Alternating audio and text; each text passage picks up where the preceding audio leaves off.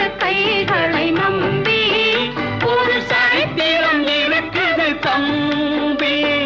நல்ல நல்ல பிள்ளைகளை நம்பி இந்த நாடே இருக்குது தம்பி.